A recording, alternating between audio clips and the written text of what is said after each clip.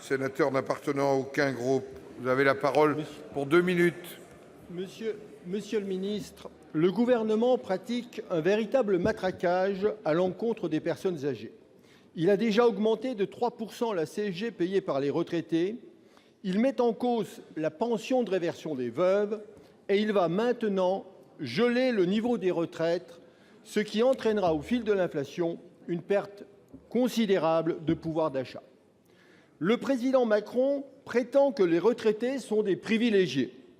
Il oublie que beaucoup de retraités ont commencé à travailler à 14 ans, qu'ils ont travaillé 40 heures par semaine et qu'ils n'avaient que 3 puis 4 semaines de congés payés. Au contraire, les actifs d'aujourd'hui bénéficient du travail des générations précédentes. Ils ne commencent à travailler que très tard, ils font 35 heures par semaine et ils ont 5 semaines de congés payés. Il faut donc être de mauvaise foi pour prétendre que les retraités vivent au crochet des actifs.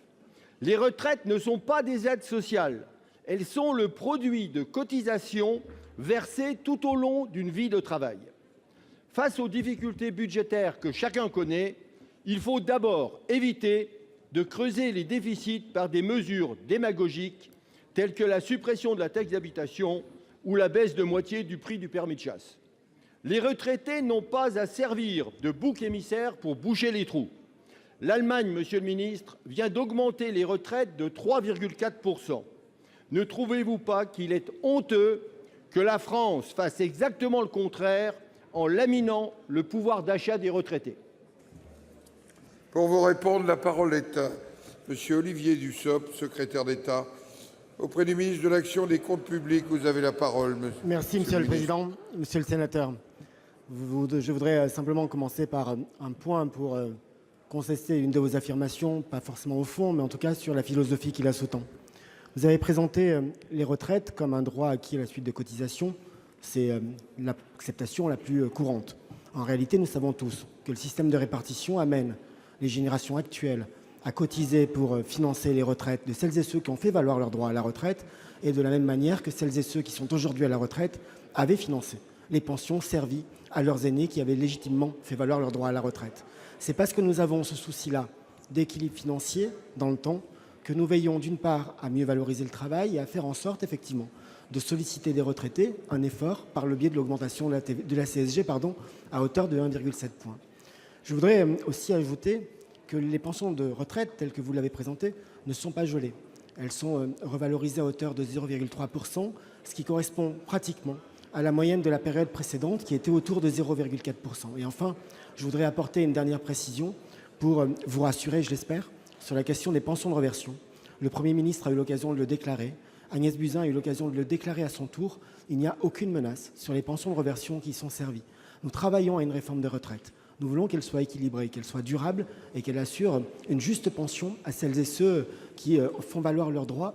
Mais nous ne voulons pas remettre en cause ces architectures et toutes celles et ceux qui aujourd'hui bénéficient d'une pension de réversion continueront à en bénéficier sans aucun changement. J'ajoute enfin que même si vous ne partagez pas la réforme que nous avons annoncée, la diminution de la taxe d'habitation dès cette année compensera l'essentiel de l'augmentation de la CSG pour la plupart des retraités et que par ailleurs, nous avons veillé à ce que les retraités les plus fragiles soient mieux accompagnés. C'est ce qui nous a amené au mois d'avril à augmenter l'allocation de solidarité pour les personnes âgées qu'on appelle parfois le minimum vieillesse de 35 €. Nous ferons pareil en avril prochain, pareil en 2020 pour que sur 3 ans, le minimum vieillesse, pour reprendre cette expression, soit augmenté de 100 €. Monsieur Masson, pour 20 secondes.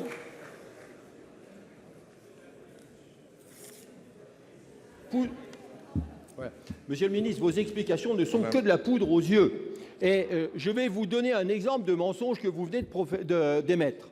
Vous nous avez dit qu'en bloquant les retraites, on ne diminue pas ce que touchent les retraités. Mais vous savez très bien qu'un franc courant n'est pas un franc constant. Et si on n'actualise pas avec l'inflation, c'est une baisse des retraites. Donc c'est un mensonge, monsieur le ministre, que vous venez de formuler.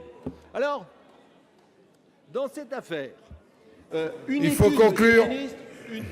Je conclus. Une étude économique vient de montrer qu'avec toutes ces mesures ciblées contre les personnes âgées, 8 retraités sur 10 vont perdre en moyenne 700 € sur 2 ans. Donc, ne venez pas nous dire, monsieur le ministre, Faut conclure. que vous défendez